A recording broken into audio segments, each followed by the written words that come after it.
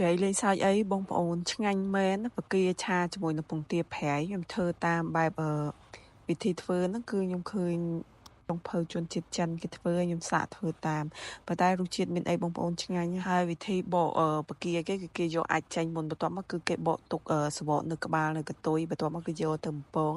ហើយគេមានបន្លែហ្នឹងគឺគេមានម្ទេសផ្លោកក្រហមជាមួយម្ទេសផ្លោកលឿងហើយនៅដើមខ្ទឹមរបស់យើងហ្នឹងខ្ទឹមហ្នឹងគឺយក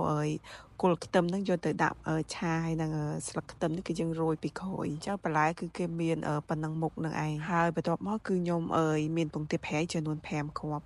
បកាខ្ញុំហ្នឹងគឺខ្ទង់កន្លះគីឡូអញ្ចឹងគឺខ្ញុំដាក់ពងទាប្រៃចំនួន5គ្រាប់ហើយពងទាប្រៃគឺយើងកិនវាម៉ត់ចឹងសិនមកបន្ទាប់មកក៏មកលាយគ្រឿងហើយគ្រឿងដែលមានហ្នឹងគឺយើងមានម្រេចជាមួយនឹងស្ករសអំបិលខ្ញុំមានបន្ថែមជាមួយនឹងម្សៅតុងយ៉ាំបន្តិចដែរតែម្សៅហ្នឹងបើមានក៏ដាក់បើអត់មានបាច់ដាក់ក៏បានដែរបងប្អូនគ្រឿងហ្នឹងដែរយើងមិនបាច់លូបទេគឺយើងលាយបន្តិចទៅដើម្បីយកទៅរោយក្លុកជាមួយនឹងបកាហើយបកាយើងហ្នឹងគឺយើងយកមករោយជាមួយនឹងម្សៅបំពងស្រួយហ្នឹងដើម្បីយើងយកទៅបំពងធ្វើឲ្យវាស្រួយ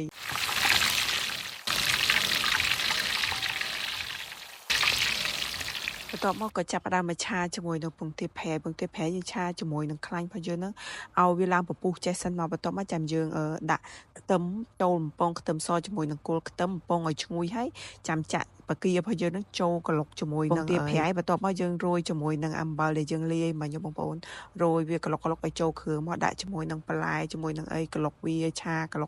កវាមកបន្ទាប់មកយើងរោយជាមួយនឹងស្លឹកខ្ទឹមហើយបងប្អូនមានបន្ថែមជាមួយនឹងស្រាចុងក្រោយមកស្រាយើងធ្វើម្ហូបហ្នឹងស្រាហ្នឹងដែរគឺយើងដាក់បន្តិចមកហើយបន្ទាប់មកគឺយើងក្លុកវាម្សាទៀតមកតែប៉ុណ្្នឹងគឺរួចរាល់ហើយបើនិយាយពីរសជាតិគឺឆ្ងាញ់ខ្លាំងណាស់បងប្អូនមួយម៉ាត់ទៅគឺជាតិហ្មង